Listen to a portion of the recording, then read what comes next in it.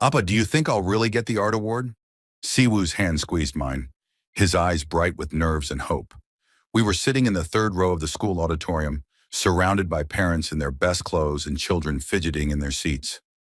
The Spring Arts Awards ceremony had been all he could talk about for 2 weeks. Yes, baby, I whispered, smoothing down his hair. I know you will.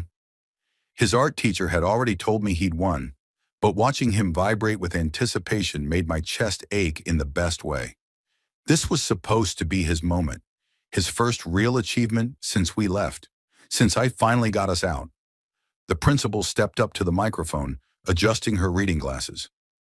And now for our Student Art Excellence Award. This year's recipient has shown remarkable creativity and emotional depth in his work. Please join me in congratulating Choi Siwoo. Applause erupted around us. Siwoo gasped, his face lighting up like I'd hung the stars just for him. That's you, baby. Go on. He stood, then tugged at my hand. Come with me, Appa. Please? How could I say no to that? We walked together down the aisle, his small hand gripping mine tight. Parents smiled at us. Teachers nodded. For one perfect second, I felt normal, like we were just another family celebrating something good. Then the auditorium doors slammed open. The sound cracked through the room like a gunshot. Applause died instantly. Heads turned. And I knew. I knew before I even saw him. Gunwoo stood in the doorway, swaying slightly, his shirt wrinkled and half untucked. His eyes were bloodshot and wild.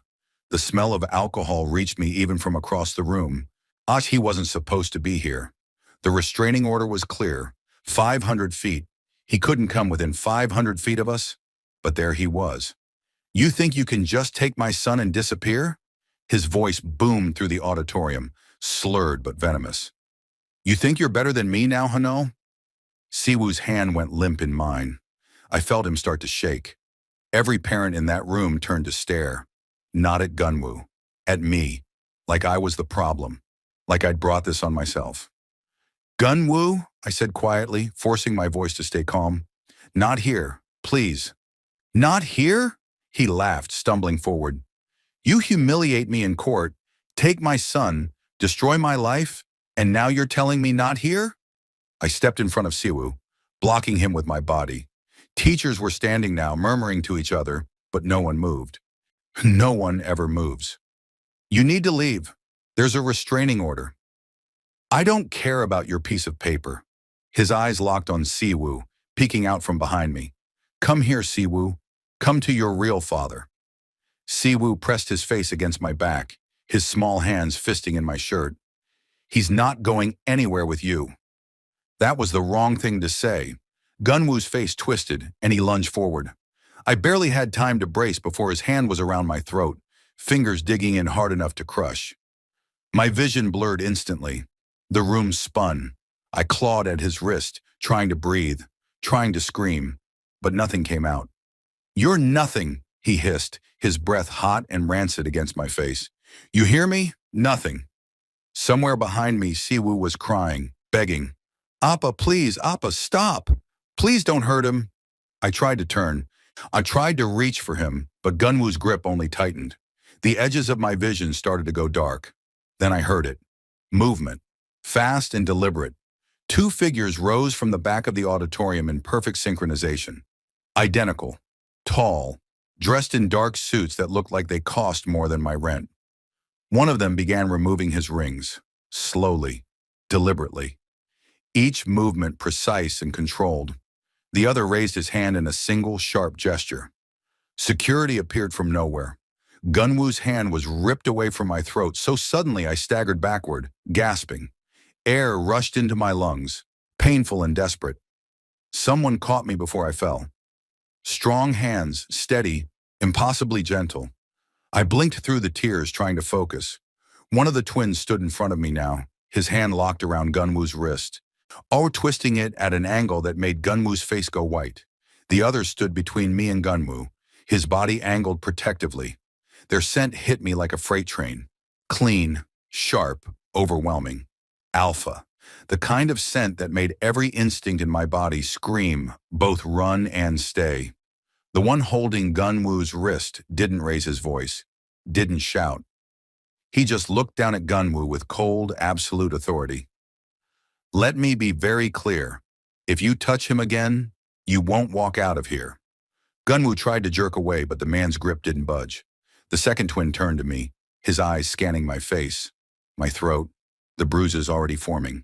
His jaw tightened. Are you all right? I couldn't speak. I just nodded.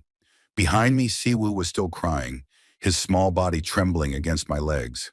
The second twin's gaze dropped to him, and something in his expression softened. Security appeared then, finally rushing down the aisle. The first twin released Gunwoo with a sharp shove, sending him stumbling into their arms. Call the police, the first twin said, his voice calm and absolute. Make sure they know about the restraining order. Gunwoo was shouting now, thrashing, but no one was listening to him anymore. I sank to my knees, pulling Siwoo into my arms. He buried his face in my chest, his sobs muffled against my shirt. The second twin crouched beside us, his presence solid and grounding. The first twin joined him, his cold gaze shifting to me. Who is he to you? I looked up, meeting his eyes. Something cold and broken glinted in my gaze. My ex. I paused, my voice dropping to a whisper. And my child's murderer. The auditorium exploded. Did he just say murderer? Oh my God, whose child? What is he talking about? Parents were on their feet, voices overlapping in a wave of shock and confusion. Teachers rushed toward the principal, demanding answers she didn't have. Phones came out. People were filming now. Cameras pointed at me, at Gunwoo, at the chaos unfolding like a car crash no one could look away from. But I only saw him. Gunwoo was still struggling against security, his face red with rage and alcohol. Still denying, still lying. I stood slowly, my legs shaking but holding. Siwoo's hand tightened around mine. Stop, I said. My voice wasn't loud, but something in it cut through the noise. Security paused, confused, looking between me and their supervisor. Gunwoo twisted in their grip, eyes wild. You don't get to talk, he spat. You don't get to... I walked toward him, each step deliberate, each breath measured. The twins watched me. I could feel their eyes tracking my movement, their bodies tense like they were ready to intervene if I got too close. But I wasn't afraid anymore. I reached Gunwoo and stopped 3 feet away, close enough to see the broken blood vessels in his eyes, close enough to smell the whiskey on his breath. Then I turned to the nearest teacher. Hold him for a second, please. She took Siwoo's hand without question, her face pale but steady. I faced Gunwoo again, and I slapped him. Hard. The sound cracked through the auditorium like a second gunshot. His head snapped to the side. Someone gasped. The room went silent. My hands stung, but I didn't care. From now on, our silent agreement is done, I said, my voice cold and clear. Shh, you are going to pay for the crimes I was too scared to fight you for. Gunwoo's face twisted. You can't prove anything. You have nothing. I have everything. I cut him off. And you know it. His expression changed then. Just for a second. Fear flickered beneath the rage. Security didn't wait for another signal. They dragged him toward the exit, his shouts echoing off the walls as the doors slammed shut behind him. The auditorium erupted again. What crimes? Someone call the police. Did you hear what he said? I ignored all of it, walked straight to the principal who stood frozen on the stage, clutching her notes like a lifeline. May I have his award, please? She blinked at me, then down at the certificate in her hand. She passed it to me without a word. I turned to the twins. They hadn't moved. Both of them stood watching me with identical expressions I couldn't read. Shock, maybe, or curiosity. I bowed, deep and formal, the kind of bow my grandmother taught me when I was young, the kind that means I owe you my life. When I straightened, neither of them had looked away. Thank you, I said quietly. Then I took Siwoo's hand from the teacher and walked toward the exit. The crowd parted. No one tried to stop me. No one asked questions to my face, but I felt their stares burning into my back with every step. Outside, the air was cooler, cleaner. I could finally breathe again. Siwoo tugged at my sleeve. Appa! I looked down at him. His eyes were red from crying, his face streaked with tears. It's okay, he whispered. I don't care about the ceremony. I just wanted you to be safe. Something broke inside me. I knelt right there in the parking lot, pulling him into my arms. I'm sorry, baby. I'm so sorry. You didn't do anything wrong. I ruined your day. No. His voice was fierce, stronger than I'd ever heard it. He did. Not you. I held him tighter, my face buried in his hair. He smelled like the lavender soap we used at home, like safety, like everything good I'd almost lost. I should have been braver, I whispered. If I'd just thrown him in jail when I had the chance. You were scared, Appa. That's okay. But it wasn't okay. I'd let fear control me for years. Let it keep me silent while Gunwoo got away with everything. Not anymore. I pulled back, wiping Siwoo's tears with my thumbs. You still won the award. You're so talented, baby. I'm so proud of you. He managed a small smile. Can we go home now? Yeah. Hey, let me get us a cab. I stood and walked toward the street, Siwoo's hand in mine. My phone was in my pocket, but before I could pull it out, a car pulled up directly in front of us. Sleek, black, expensive. The passenger window rolled down. One of the twins sat in the driver's seat, the other in the back, both of them watching me with that same unreadable intensity. Their scent hit me again, stronger this time in the confined space of the car. My body reacted before my mind could catch up, heat pooling low in my stomach, my pulse kicking up. No, not now, not in front of Siwoo. I took a step back. The twin in the back leaned forward slightly, his eyes locked on mine. Get in, he said. His voice was calm, controlled, but it left no room for argument. We need to talk about what you just said. My hand tightened on Siwoo's. Every instinct screamed danger. These were alphas, powerful ones. And I just confessed to a crime in front of an auditorium full of witnesses. But underneath the fear, something else stirred. They'd saved me, protected Siwoo, stood between us and Gunwoo without hesitation. Maybe they weren't the danger. Maybe they were the only people who could actually help. The twin in the driver's seat turned slightly, his gaze dropping to Siwoo, then back to me. We're not going to hurt you. I believed him. I don't know why, but I did. I opened the car door. I shouldn't have gotten in the car. But Siwoo was exhausted and my legs felt like they'd give out any second. And when the twin in the back seat shifted to make room, I didn't have the strength to say no again. The interior smelled like leather and something else. Something clean and expensive that made my chest tight. I'm Baek Yeho, the one driving said, glancing at me in the rearview mirror. This is my brother, Baek Taemin. Taemin sat beside me, close enough that I could feel the heat radiating from his body. Siwoo had already curled into my side, his eyes drooping. We run the largest law firm in the country, Yeho continued, his voice steady and professional. We specialize in cases like yours. Family violence, wrongful death, criminal cover-ups. My breath caught. Taemin leaned forward slightly. We want to take your case. We make him pay for what he did, legally and publicly. This was it, everything I'd been too scared to hope for. People with power, resources, connections, people who could actually destroy Gunwoo the way he deserved. But my stomach twisted. I appreciate the offer, I said quietly, looking down at Siwoo's sleeping face. But I can't accept. Both twins went still. Why not? Yeho's eyes found mine in the mirror, sharp and confused. Because this will bring attention, media, cameras, everyone knowing our names, our faces, our story. I swallowed hard. I just want to deal with him quietly, for my son's sake. Quiet settlements let monsters walk free, Taemin said, his voice low but firm. I know. My hands trembled in my lap. But Siwoo's already been through enough. I won't put him on display for the world to pick apart. Yeho's jaw tightened, but he didn't argue. Please just drop us at the next intersection. For a long moment, neither of them moved. Then Yeho pulled over to the curb, the car idling in silence. Taemin's eyes stayed locked on mine. If you change your mind, I won't. I opened the door carefully, lifting Siwoo into my arms. But thank you for everything. They watched me walk away. I felt their stares until I turned the corner. Siwoo woke up a few blocks later, blinking sleepily. Where are we going, Appa? Somewhere we need to be. He didn't ask again. He just slipped his hand into mine and walked beside me. The cemetery was quiet.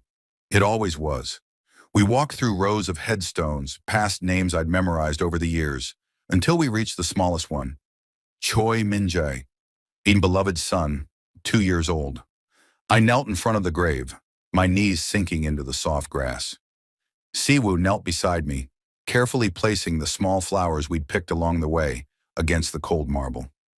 "Hi, baby," I whispered, my voice already breaking. "I'm sorry it's been a few days. Things have been hard." Siwoo pressed closer to my side, his own tears already falling. I traced the letters of Minja's name with shaking fingers. 2 years. 2 years since Gunwoo came home, drunk and angry. 2 years since he screamed at me for something I couldn't even remember. 2 years since he grabbed Minjae by the arm and... I couldn't finish the thought. I never could. The balcony, the fall, the silence that followed after he threw my baby out the window. Gunwoo's family showed up before the ambulance left. They pulled me aside. With their voices cold and threatening, they said if I reported what really happened, Siwoo would be next. They said accidents happen all the time. They said I'd never prove anything. So I stayed silent. I held Minjae's body at the funeral and lied to everyone who asked. I told them it was an accident, told them I should have been watching closer, told them it was my fault, and I believed it to safeguard Siwoo. I stayed with Gunwoo for another year after that. A whole year of waking up next to the man who killed my son. A whole year of pretending everything was fine. A whole year of dying inside while Siwoo watched his father with terrified eyes. I finally left when Siwoo turned 5. But by then, the damage was done. "I'm so sorry," I whispered to the grave, my voice breaking completely. "If I'd been braver, if I'd left sooner, you'd still be here. You'd be 4 now. You'd be starting school. You'd be..." I couldn't breathe. The grief was crushing, suffocating. Siwoo wrapped his arms around me, his small body shaking with sobs. "I miss him too, Appa." "I know, baby, I know. It wasn't your fault, but it was. It would always be my fault." I pressed my forehead against the cold headstone, tears streaming down my face. "I promise I'm going to make him pay. I don't care what it costs me. I don't care if it kills me. He's going to answer for what he did to you." Gunwoo showing up today, grabbing my throat in front of all those people, in front of Siwoo, it broke something inside me. Some dam I'd built to keep myself from drowning. I wanted him destroyed. I wanted him to suffer the way I'd suffered every single day for 2 years. I wanted... The world tilted. My vision blurred at the edges, exhaustion and grief pulling me under. I tried to catch myself, but my body wouldn't respond. Then strong arms caught me from behind. I knew that scent. "We told you we wanted to help," Yeho's voice said quietly, his arms steady around me. I tried to pull away, but I didn't have the strength.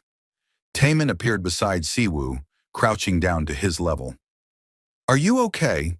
Siwoo nodded, wiping his eyes. Yeho shifted his grip, holding me upright as my legs gave out completely.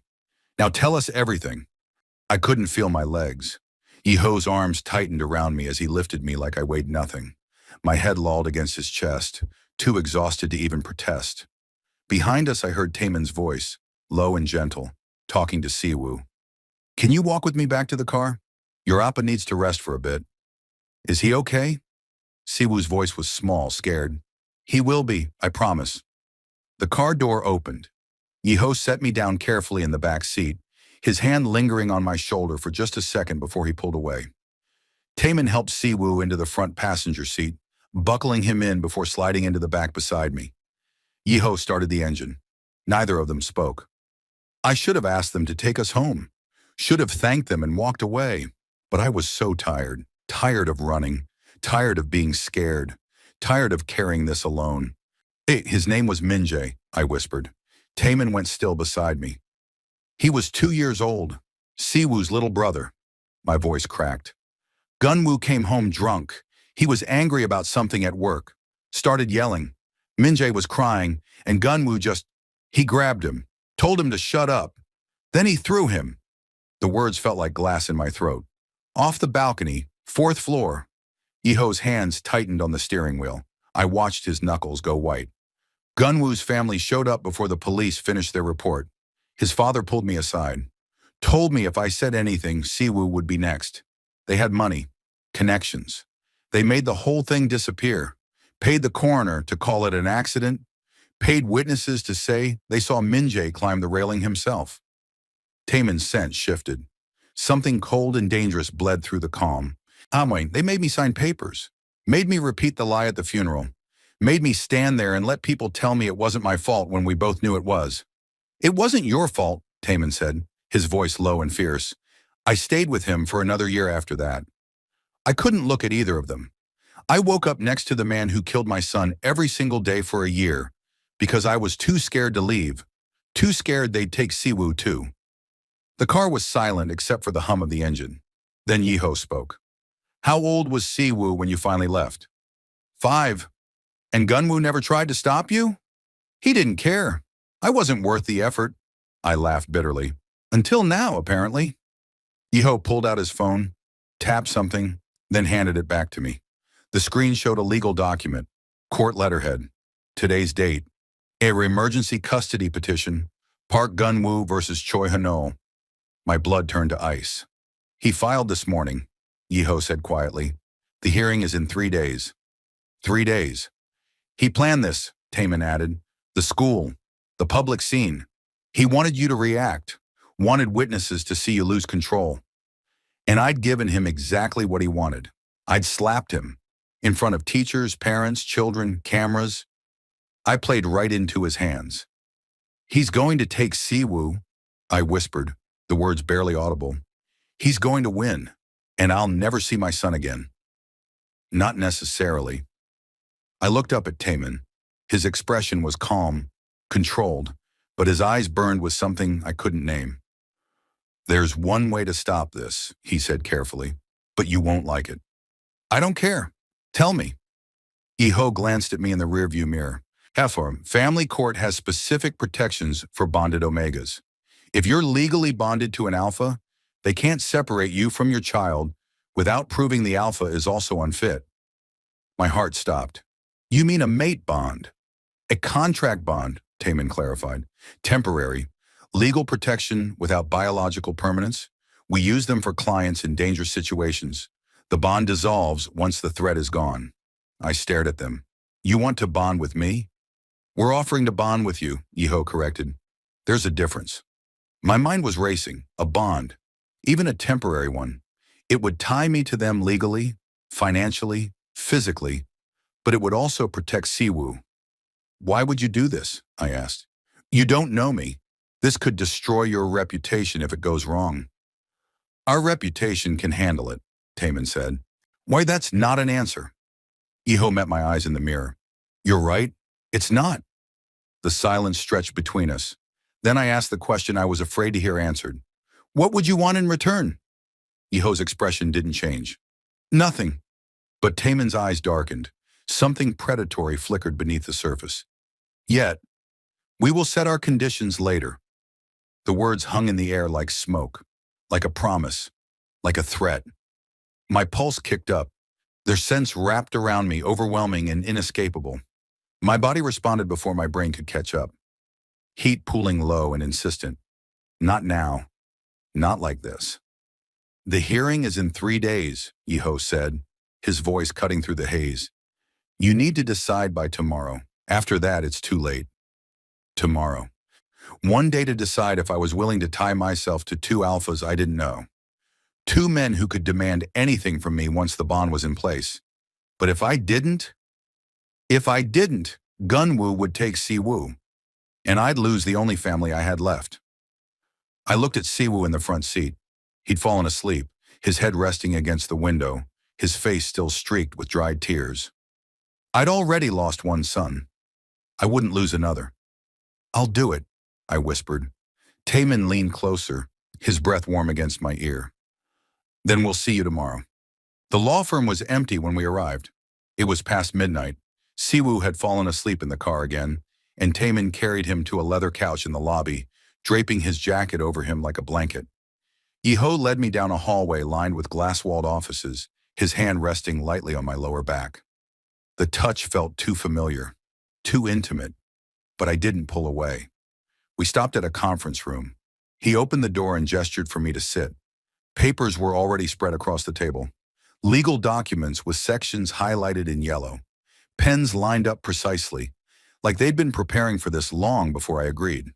"How long have you been planning this?" I asked quietly.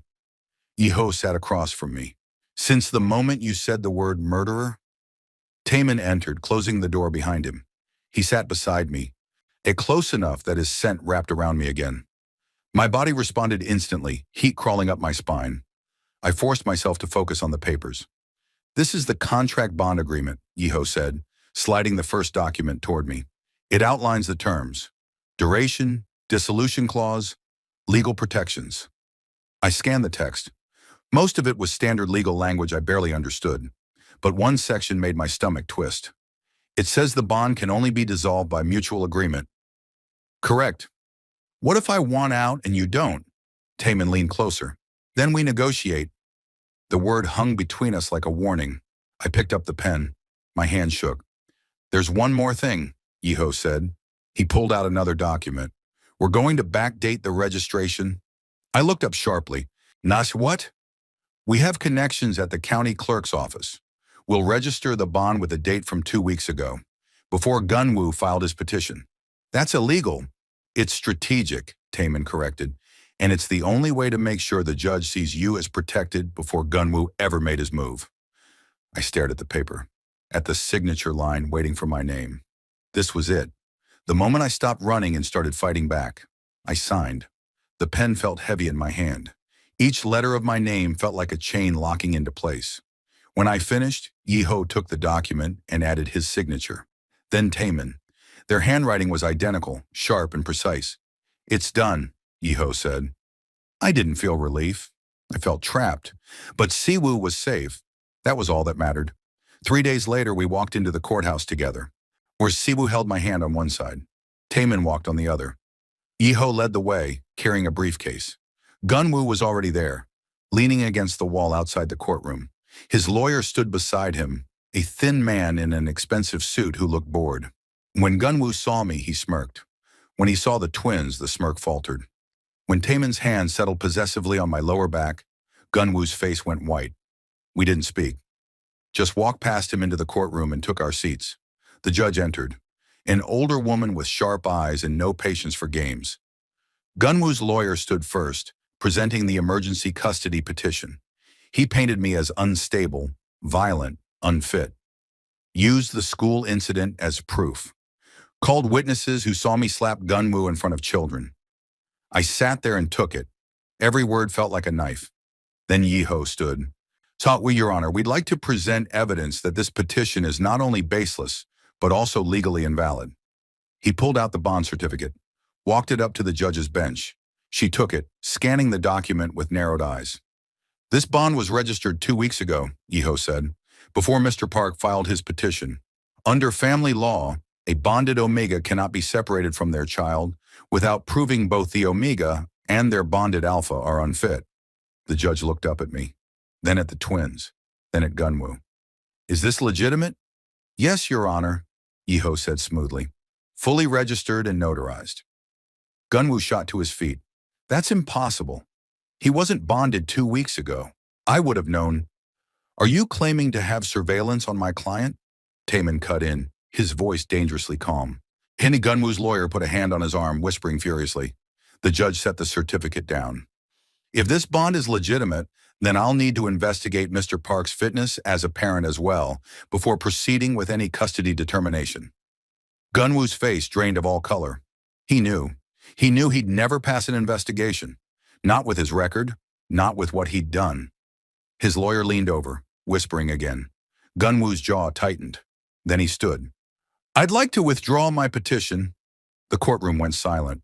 "You're withdrawing?" the judge asked. "Yes, I've reconsidered. This was premature." The judge's eyes narrowed, but she nodded. "Petition dismissed." We walked out of the courthouse into bright afternoon sunlight. I could finally breathe. Siwoo squeezed my hand. "Is it over, Appa?" "Yeah, baby." "It's over."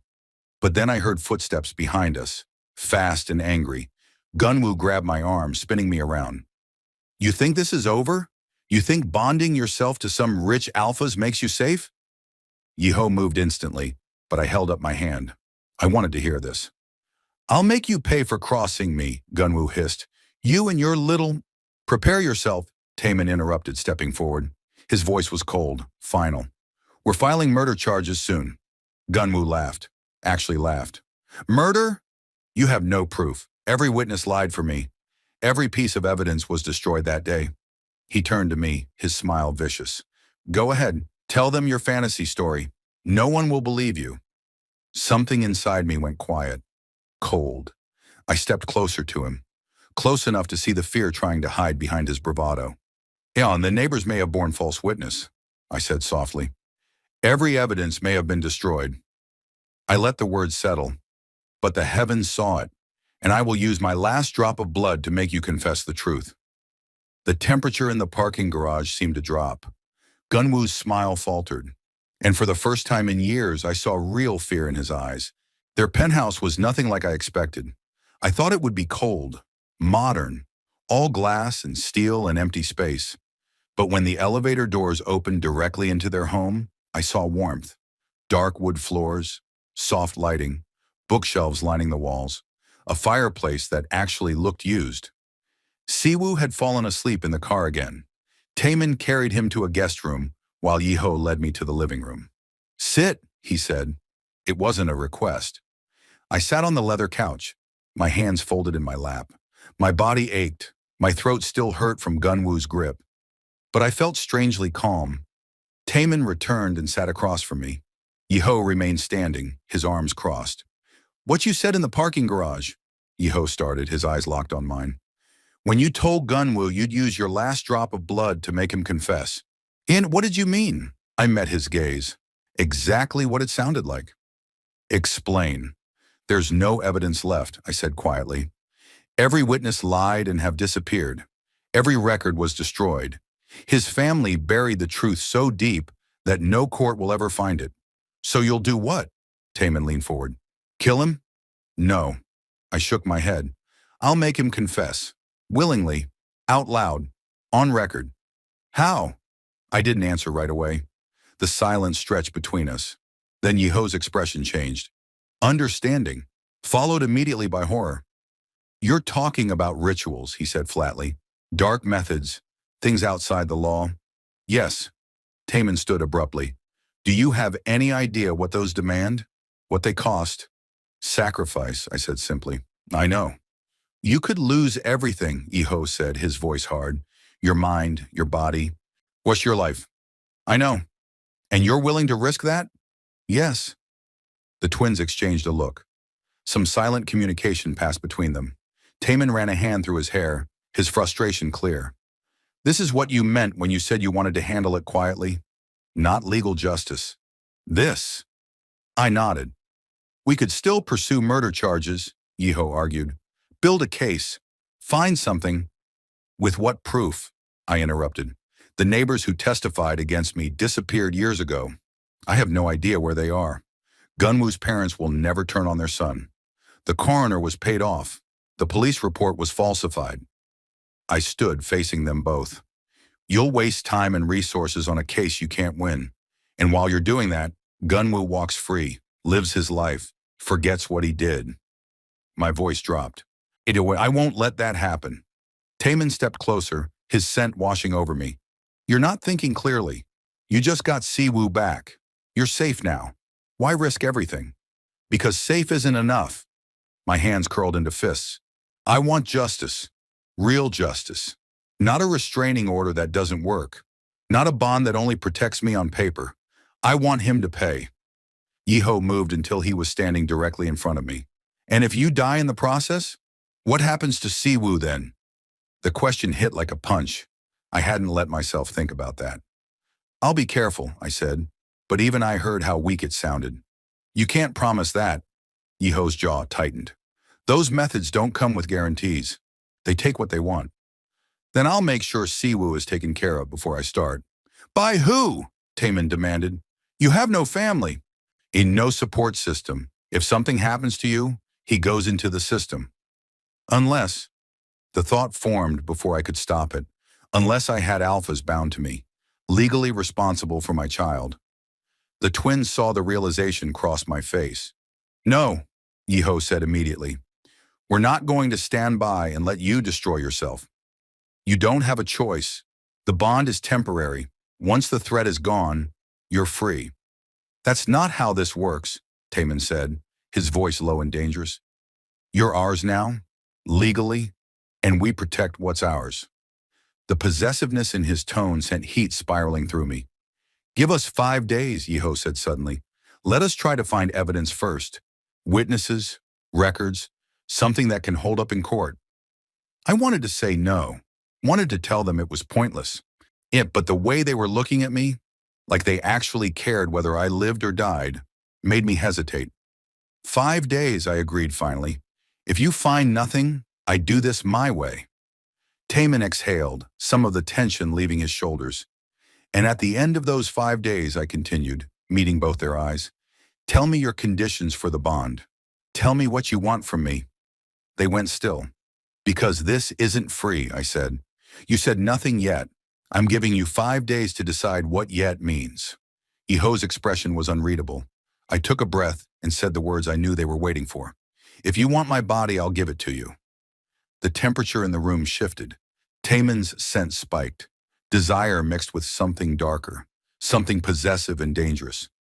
Yeho stepped closer, close enough that I had to tilt my head back to maintain eye contact. You don't know what you're offering, he said, his voice low and rough. I know exactly what I'm offering. My heart was racing, but I didn't look away. 5 days, I repeated. Find me evidence, or let me do what needs to be done, and then tell me your price. Taman moved behind me, his presence overwhelming. And if our price is more than you're willing to pay, then we negotiate. I used his own words against him. Yeho's eyes darkened. 5 days, he agreed. But the way he was looking at me, the way they both were, made me wonder if I'd just made a deal I couldn't afford to keep. 5 days later, they found nothing. I saw it in their faces before they even said the words. 5 days of using every connection, every resource, every favor they had, and they came up empty.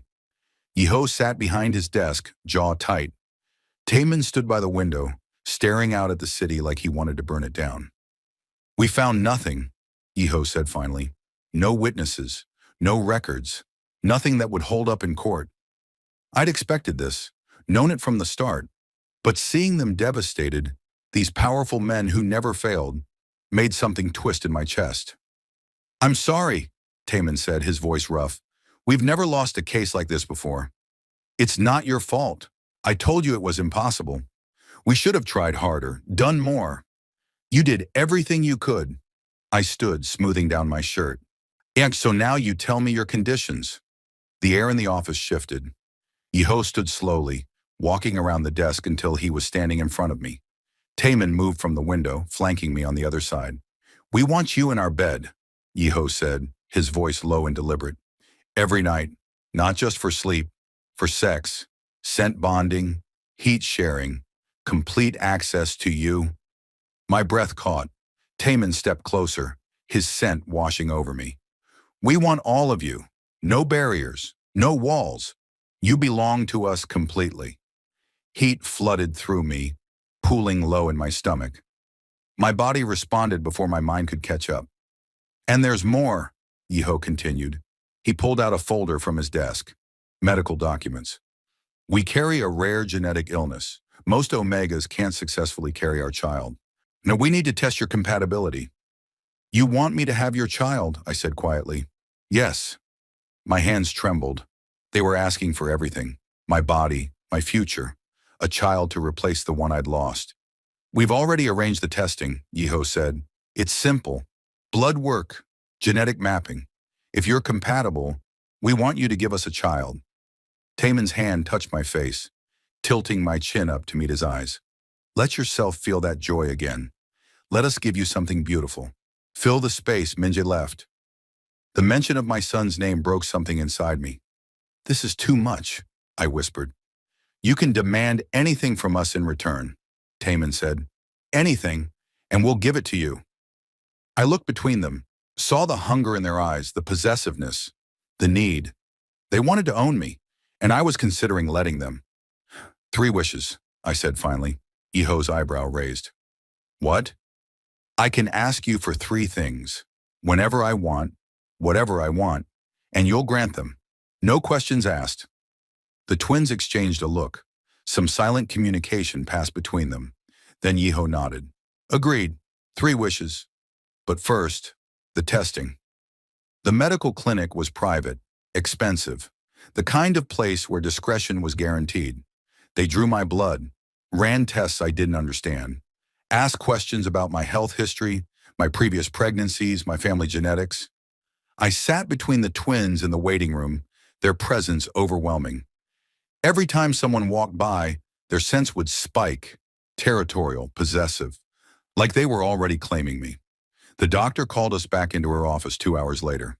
She looked at the file, then at me, and then back at the file. This is remarkable, she said. Your compatibility rate is 98.7%. I've never seen anything this high. Taemin's hand tightened on my thigh. Yeho's scent flooded the room, claiming, hungry. Then we have a deal, Yeho said, his eyes locked on mine. I nodded. That night they took me to their bed. It wasn't gentle, it wasn't slow. It was claiming, possessive, overwhelming. Yeho's hands on my hips, holding me down. Taemin's mouth on my neck, teeth scraping over my scent gland. Both of them surrounding me, filling me, marking me. I lost count of how many times they made me come, how many times they whispered mine against my skin. By the time the sun rose, I couldn't tell where I ended and they began. And 3 weeks later, the test came back positive. I was pregnant. Siwoo was excited. He didn't fully understand, but he knew he was going to be a big brother again. The twins were careful around him, gentle, making sure he felt included. But while they were at work during the day, I started researching. The dark ritual I needed wasn't hard to find. Not if you knew where to look. A confession curse. Forced truth. The target would be compelled to speak every secret they'd ever buried. But it required something personal, something the target had touched, something that carried their essence. I stared at my phone, knowing exactly how to get it. I shouldn't do this. I was pregnant. I had Siwoo to think about. I had the twins who'd given me everything.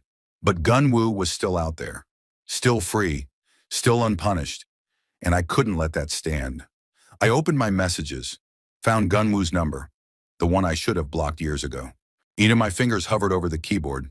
Then I typed, I need to talk. Meet me, alone. I hit send before I could change my mind. 3 dots appeared immediately. He was reading it, responding. My heart pounded as his reply came through. When and where? I typed back an address. A public park. Tomorrow afternoon. Come alone, no family, no lawyers, just you and me. Fine, but if you're setting me up, I'm not. I just want to talk. The lies came easily now. He didn't respond again, but I knew he'd come. His ego wouldn't let him stay away. I deleted the conversation, cleared my phone history, made sure there was no trace. Tomorrow I'd get what I needed, and then Gunwoo would finally tell the truth. The next day I woke up between them.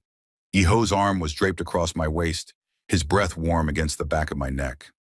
Taemin's hand rested on my stomach, fingers spread possessively over the place where our child was growing. I should have pulled away, should have put distance between us, but I didn't. For the first time in years, I felt safe, protected, like maybe I could stop running and just breathe. Taemin stirred first, his eyes opening slowly. When he saw me watching him, he smiled, soft, genuine. Morning, he murmured. Morning. He leaned in and kissed me, slow and tender, like we had all the time in the world. We didn't. Breakfast was chaos in the best way. Yeho cooked while Siwoo sat at the kitchen island doing homework. Taemin helped him with his math problems, patient and encouraging in a way that made my chest ache. Uncle Taemin, is 7 times 8 really 56? Count it out. Use your fingers if you need to.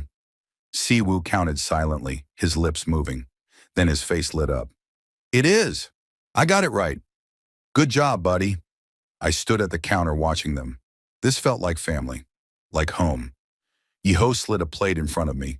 Scrambled eggs, toast, fruit. He kissed the top of my head as he passed. Eat. You're eating for two now. The reminder twisted something inside me. I was carrying their child, a child conceived under a false bond. After breakfast, the twins got ready for work. Taman adjusted his tie in the hallway mirror, while Yeho gathered files from his office. We'll be home early today, Yeho said, kissing me at the door. His hand lingered on my waist. We want to take you and Siwoo somewhere this weekend, as a family. As a family, when the words shouldn't have hit me so hard. Where, I asked. It's a surprise. Taman stepped closer, tilting my chin up. But I think you'll love it. He kissed me, deep and claiming. When he pulled back, his eyes searched mine. You okay? Yeah, I'm okay. The lie tasted bitter. They left reluctantly, both glancing back before the elevator doors closed. The moment they were gone, I grabbed my phone. The meeting with Gunwoo was in 3 hours. I needed to leave soon if I was going to make it on time. I checked on Siwoo. He was in his room playing with the toys the twins had bought him. Safe, happy. I grabbed my keys. Then I heard the elevator. My heart stopped. The doors opened and both twins stepped out. Their faces were grim, cold. You're not going, Yeho said. I froze. What are you talking about? The meeting with Gunwoo.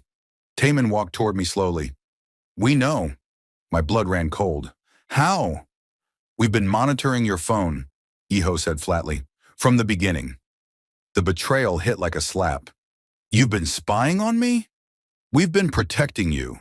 Taman's voice was hard, and clearly we were right to. You had no right. You're pregnant, Yeho cut in.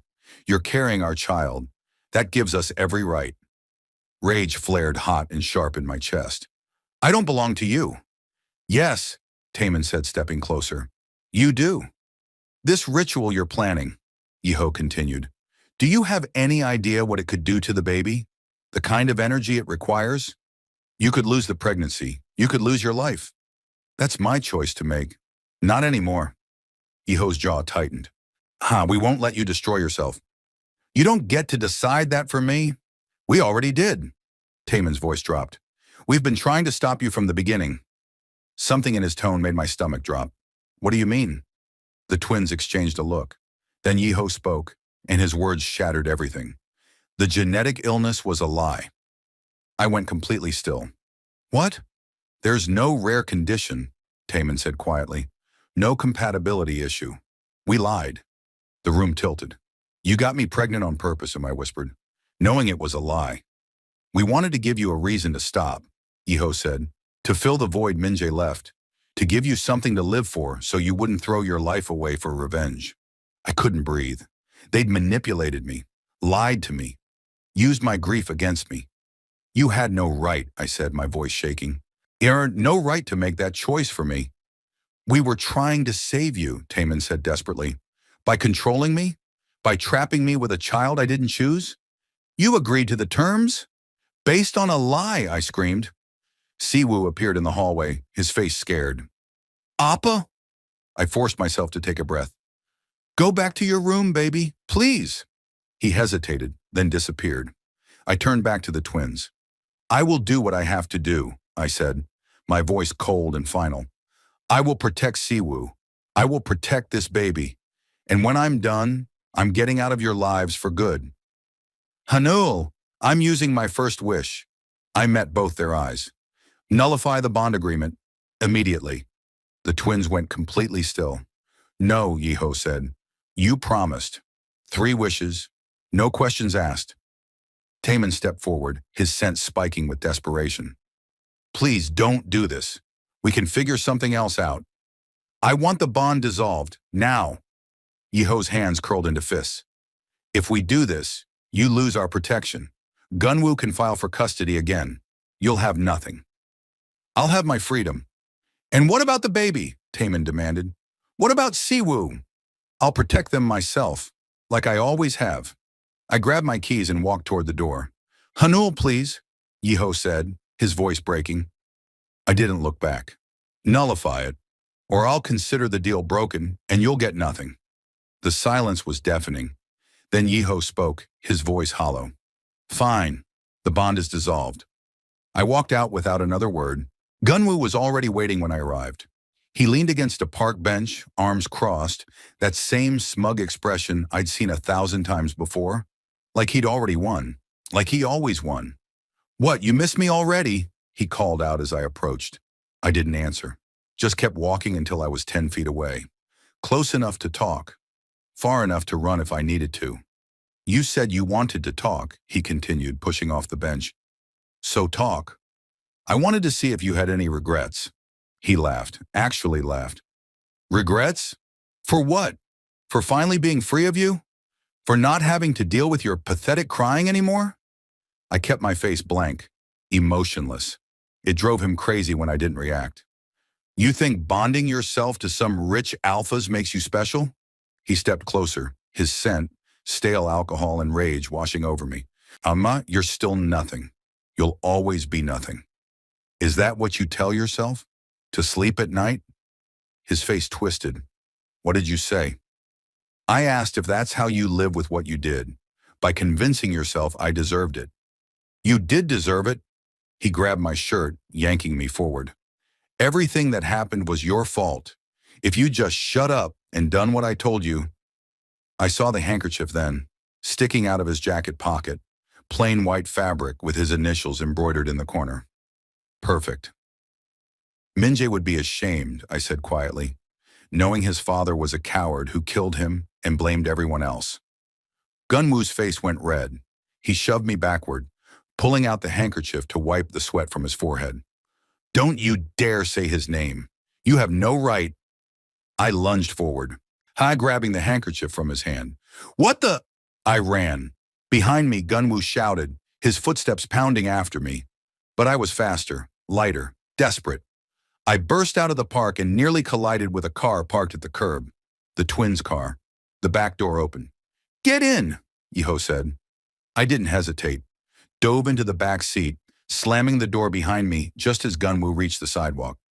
Yeho pulled away from the curb before Gunwoo could get close. I looked back through the rear window. Gunwoo stood there, red-faced and furious, screaming words I couldn't hear. Then I turned forward and met Taemin's eyes. "We'll support you," he said quietly. "Whatever you're about to do, we'll keep you safe." "We lied to you," Yeho added, his hands tight on the steering wheel. "We manipulated you. We'll atone for that. But right now, well, you need protection." I looked down at the handkerchief clutched in my fist. "Where are we going?" "Somewhere private," Taemin said. "Somewhere you can do what you need to do." The warehouse was empty, abandoned, perfect. The twins had already prepared it somehow. Cleared space in the center, brought supplies I didn't ask for, candles, chalk, a clean cloth to lay everything on. I set up the ritual in silence, drew the symbols I'd memorized from the forbidden texts, placed Gunwoo's handkerchief at the center of the circle. The twins watched from the shadows, tense, worried. But they didn't stop me. Yeho's phone rang. He stepped away to answer it, Taemin following to give him privacy. This was my chance. I knelt at the edge of the circle and made my decision. Whatever happened next, whatever price this demanded, I'd take it alone. The twins wouldn't suffer for this. Neither would Siwoo or the baby I carried. This was my vengeance, my burden. I lit the final candle and spoke the words. The air went cold. The flames flickered but didn't go out. Then she appeared, an Omega spirit, translucent and ancient. Her eyes were hollow, endless. She looked at me like she could see straight through to my soul. "What do you seek?" Her voice echoed from everywhere and nowhere. "Justice, a forced confession. Make him speak the truth he buried." She tilted her head. "The price is the child you carry." "No." The word came out hard and absolute. "Never." "Then what will you offer?" I took a breath. "My life. When I give birth, when the child is safely in this world, I'll die to pay the debt." The spirit was silent for a long moment. Then she smiled, cold and knowing. "Agreed. When the child is born, your life is mine." Pain exploded across my chest. I gasped, pressing my hand against my sternum. Heat burned through me like a brand, marking me, sealing the deal. When I pulled my hand away, a black mark remained. Curved lines that looked like chains wrapped around my heart. The spirit vanished. The candles went out. I collapsed forward, breathing hard. Behind me, I heard footsteps. Hanul, Taman's voice. Are you? I'm fine. I stood quickly, pulling my sleeve down to cover the mark. It's done. Hours later, we sat in the penthouse living room. No one spoke. The silence was suffocating. Siwoo was asleep in his room. The twins sat on opposite ends of the couch. I stood by the window staring out at the city. Then the TV turned on. Breaking news. I turned. The screen showed a police station. Night officers trying to restrain someone. Gunwoo. He was screaming, crying, the words pouring out of him in a frantic, uncontrollable rush. I killed him. I killed my son. I threw him off the balcony because he wouldn't stop crying. And I was drunk, and I hated him in that moment. And I watched him fall, and I didn't try to catch him. And my family paid everyone to lie, and I'm a murderer. I'm a murderer. They couldn't stop him. He kept confessing. Every detail, every lie, every bribe. The news anchor looked shaken. This shocking confession comes just hours after Park Gunwoo was brought in for questioning. Legal experts say this will result in capital punishment. I turned away from the TV. It was done. Min-jae had justice. But when I looked at the twins, I saw grief in their eyes and fear. Taman stood slowly, walked toward me. Then he saw it, the mark on my wrist where my sleeve had ridden up. What is that? I pulled my sleeve down quickly. Nothing. Yeho's eyes narrowed.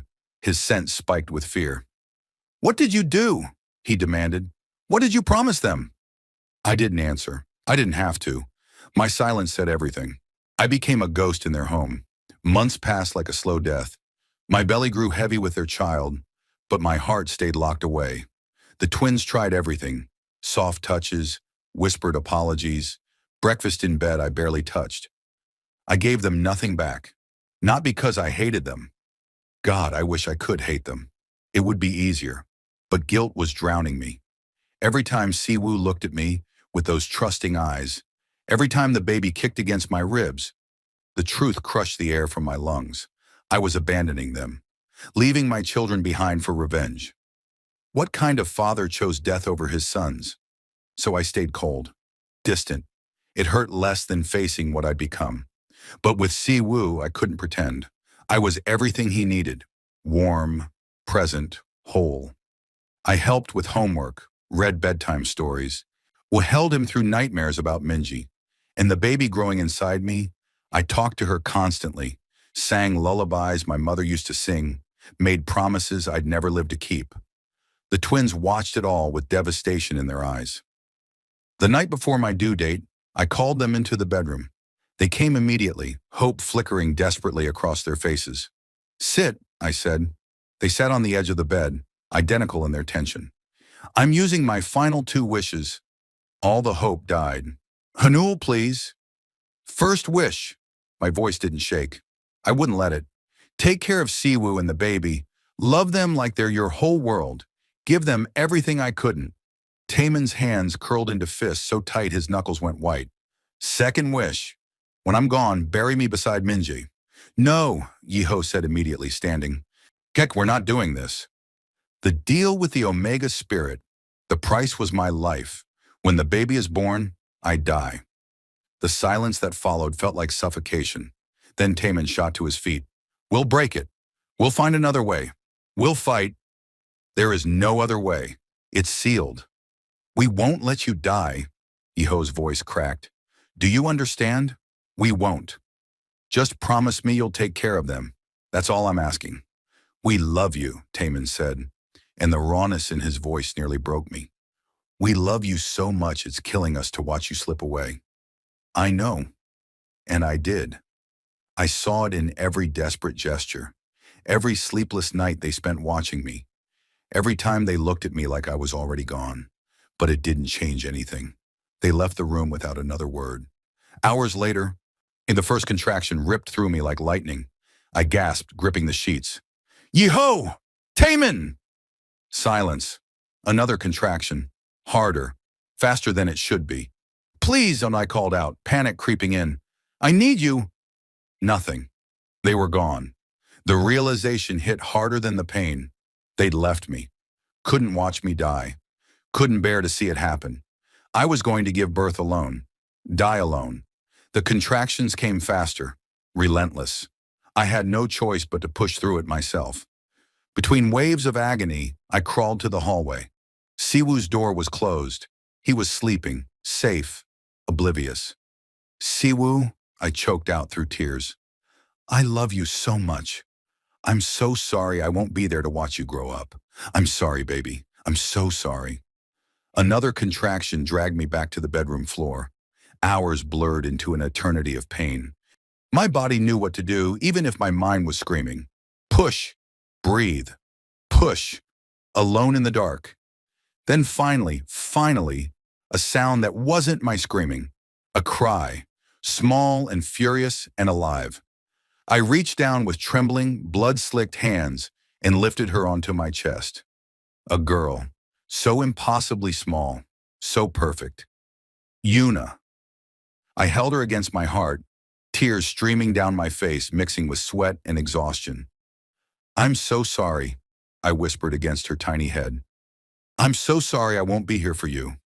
I waited for the brand on my chest to burn, for the Omega spirit to materialize and claim what I'd promised, but the burning never came. Instead, the black marks started to fade. I watched in shock as the chains wrapped around my heart dissolved like smoke in sunlight. What? The door opened. The twins stood there, but they looked destroyed. Clothes torn and bloodied, strange symbols glowing faintly on their arms, burned into their skin. Their faces were gaunt, exhausted beyond anything I'd ever seen. They looked like they'd fought something ancient and barely survived. We told you, Yeho said, his voice wrecked and rough. We'd never let you die. Taemin crossed the room and collapsed to his knees beside me.